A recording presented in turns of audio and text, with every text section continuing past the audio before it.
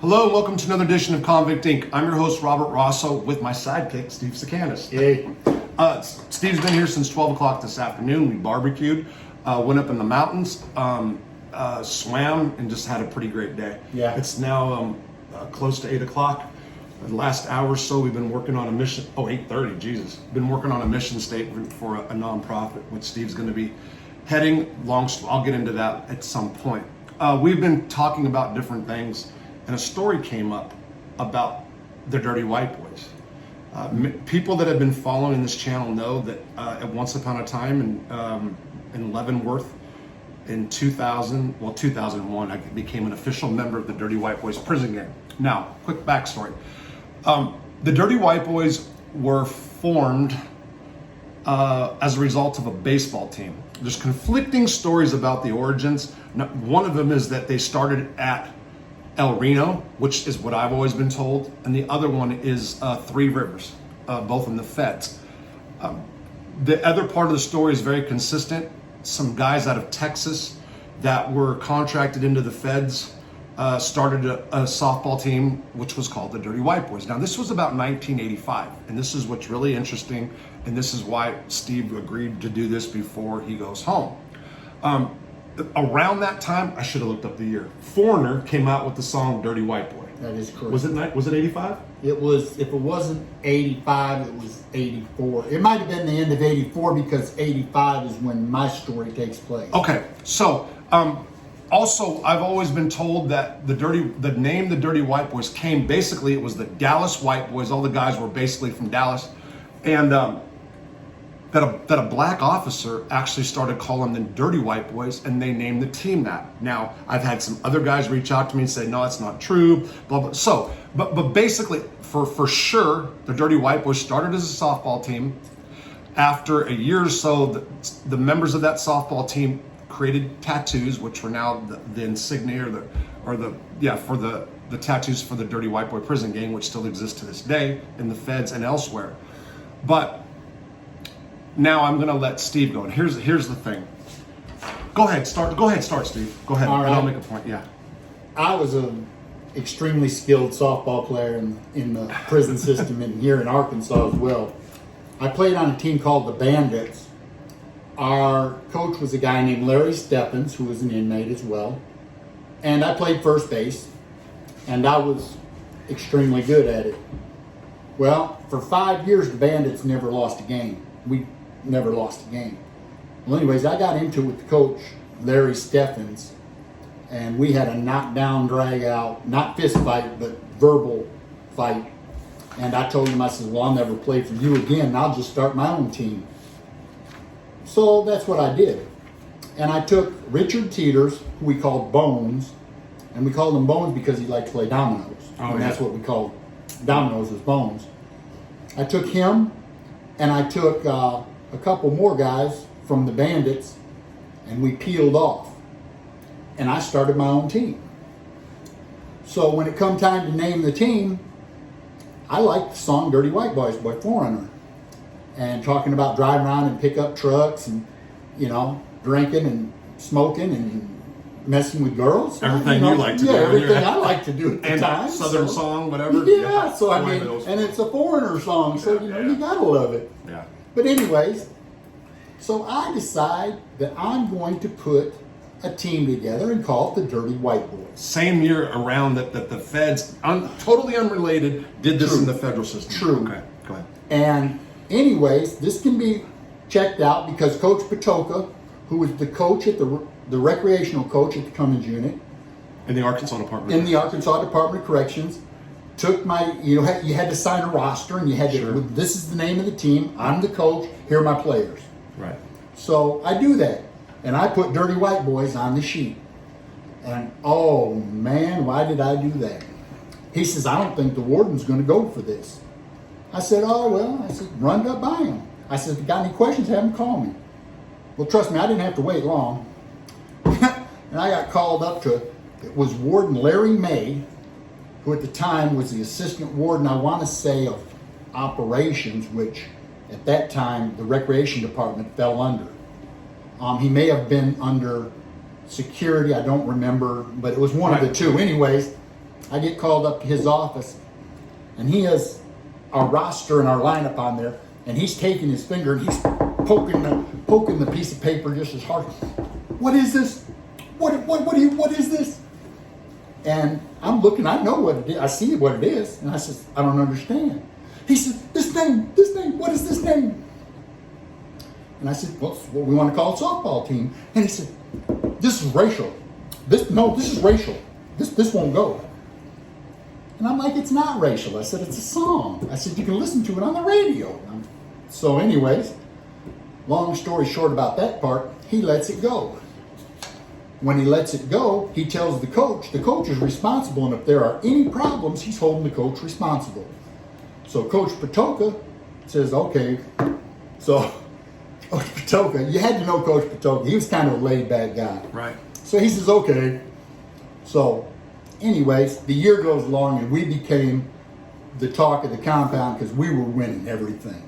I mean, we were motivated and we were highly talented. You didn't lose a game that year? We lost a couple games, but we beat the Bandits in the tournament to win the whole thing. Okay. So we beat the team that we broke away from, Right. and nobody thought we were going to do that. That was like a victory in itself. Yeah, because we were high underdogs. Well, anyways, the next year comes around, and they've decided now, even though there was no problems, that we could not have that name because it was racially motivated. Okay. All-white team. I did have an all-white team, but it wasn't designed that way. Okay. It was just... Now, explain the racial makeup in Cummins unit at that time. There was probably 65, I'll say, to 60 to 65% black population, and there were a lot of black teams. It's all no whites on the team. No whites on the team. Never Rock had City Express was all black. Airwolf at that time was all black. They had some other teams that were all black. But because the whites had gotten together, which, like I said, this had nothing to do with race, Yeah. it just worked out that way. It was a big deal. So anyways, the next year rolls around. Now they say that we can't have it because it's racial. No, you cannot do this. We're not going to have a dirty white boys because it's racial. Well, it just so happens that myself and Richard Teeters were working in the bakery at the Cummins unit.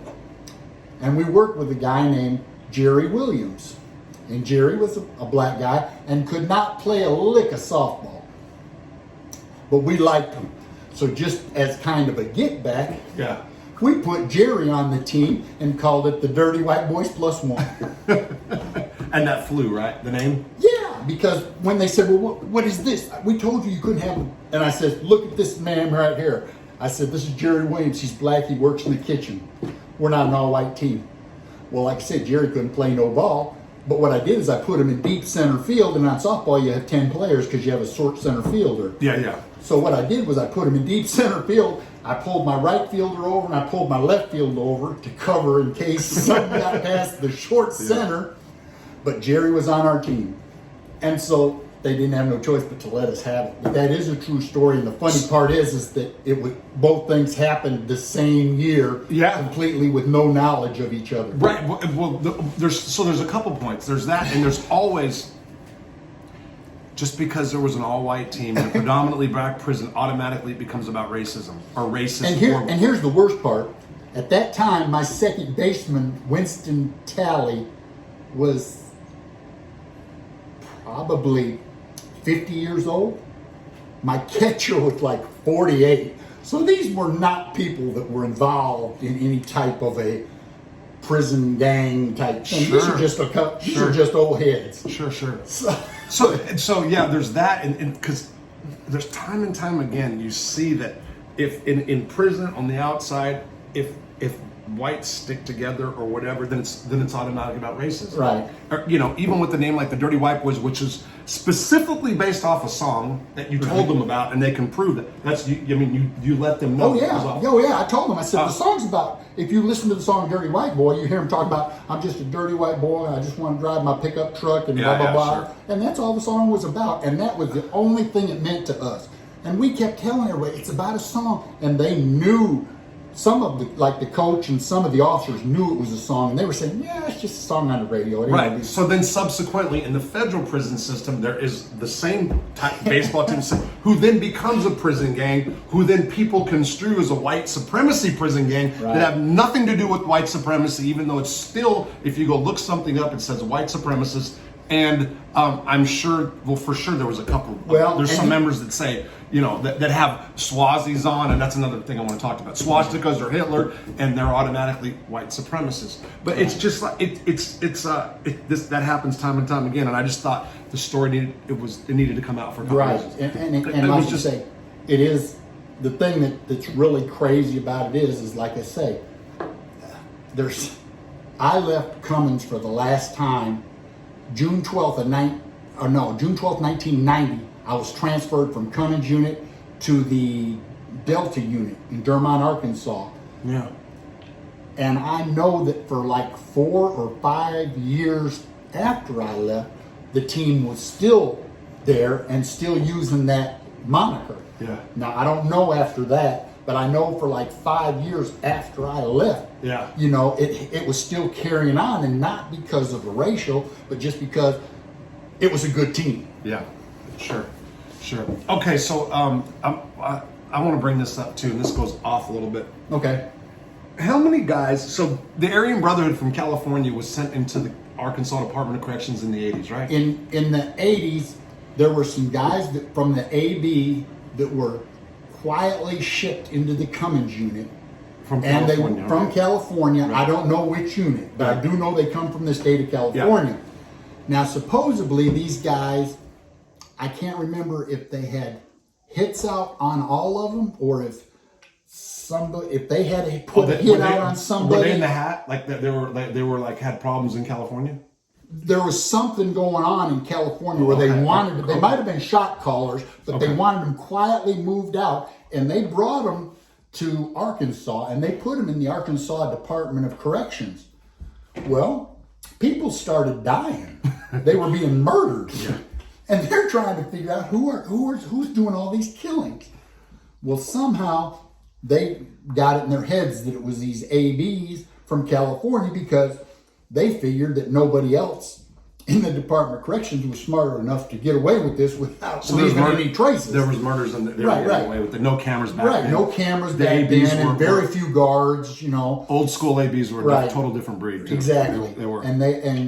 But they weren't there that long, and all of a sudden the prison officials got so wound up about this that they ended up transferring them to Nebraska prison system.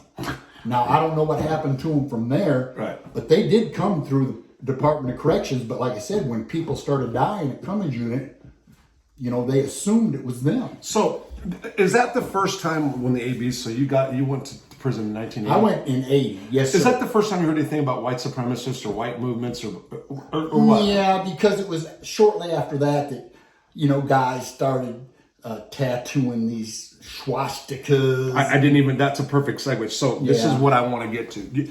First of all, if you guys have been watching my channel and know me about the drama that's going on with me involved in MobTube, Steve does not.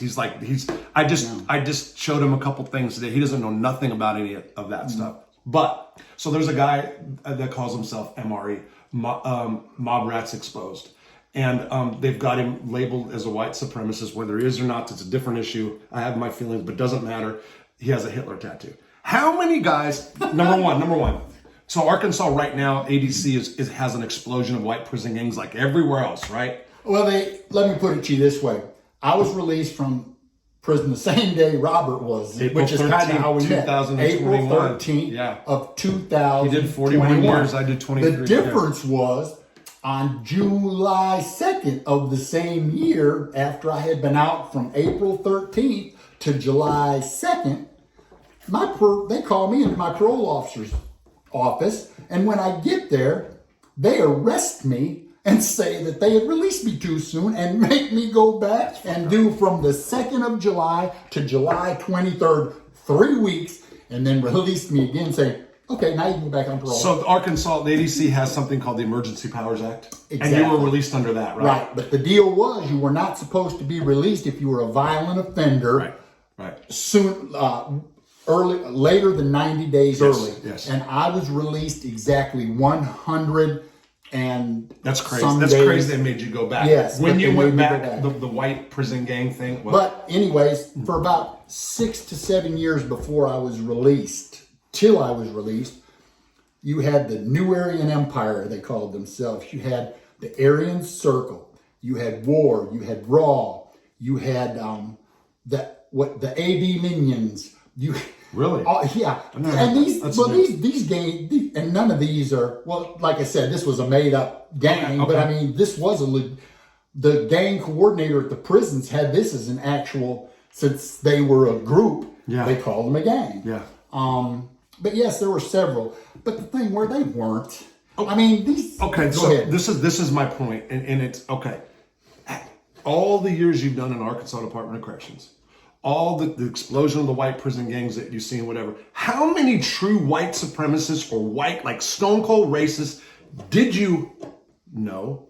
How many did you? Okay, how many like claimed to be or said that? How many of them had Hitler tattooed swastikas, lightning bolts, anything to do with that? And how many were true white supremacists? Okay, out of people that I actually knew, and I'm not talking about people I saw in the hallway, but that I knew during that time, I would say that I had intimate knowledge of 100 of them. Okay. Out of that 100, 10. That were The true. rest of them, you would see them spreading, which is eating with like blacks or smoking. What's white supremacists cannot do. Yeah, which they will not do. Yeah. Or smoking after a black if they were smoking a joint, or drinking after them if they were drinking hooch. Or engaged in some sort of homosexual sexual relations.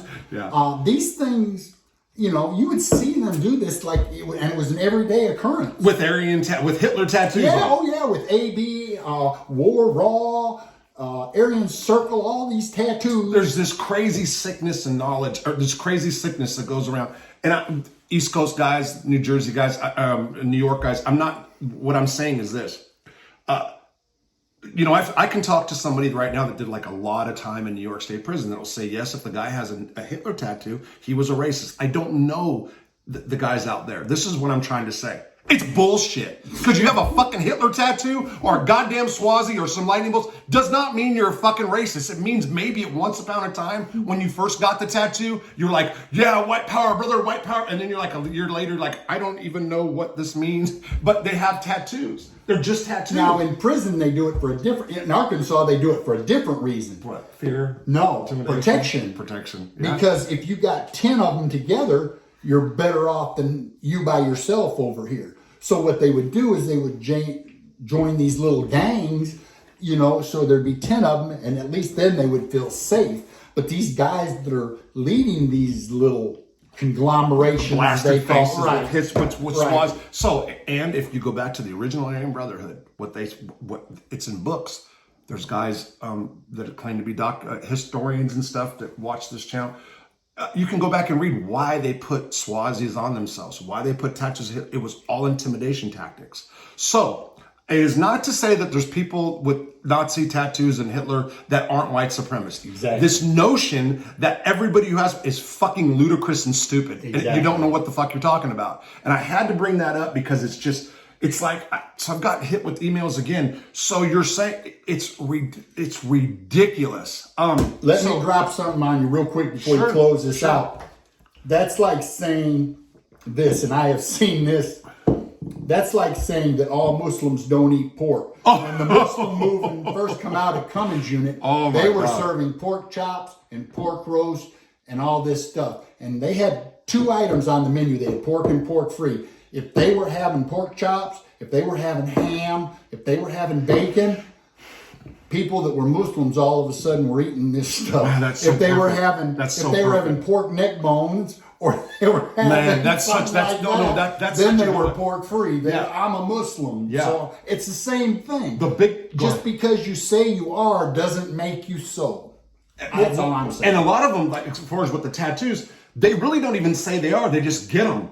for whatever, because their dude got them, or because they're followers. Right. They're followers. I know so many dudes with Swazis right now that have no fucking clue about white supremacy, nor did they ever. And it's just, anyway. Most of your solid guys in prison, like I was asked many times over the course of years because of my reputation, hey, we'd like to have you come in and we'll make you a sergeant. Yeah, or if you'll come in, we'll make you a lieutenant. Or, oh man, you're just... And I told them all the same thing. I ride alone, I die alone. You know, I mean, I'm not going to be responsible for somebody else, and I don't want nobody else responsible for me. That's the way it works. And like I said, that's just You know, the way it works. and you know what the biggest problem of being a gang member and then a gang leader for a period of time? You had to deal with everybody else's bullshit. Oh, yeah. It was just so much. Anyway, so I'm going to go ahead and close. I want to say something about the Muslim thing. The biggest hustle in Leavenworth when I was there were guys that worked in the kitchen that brought back pork to the Muslims. One of the biggest hustles. It was so well known. We got so much pork back in the day, and because of filings and I'm not, I got Muslim friends. Take it easy.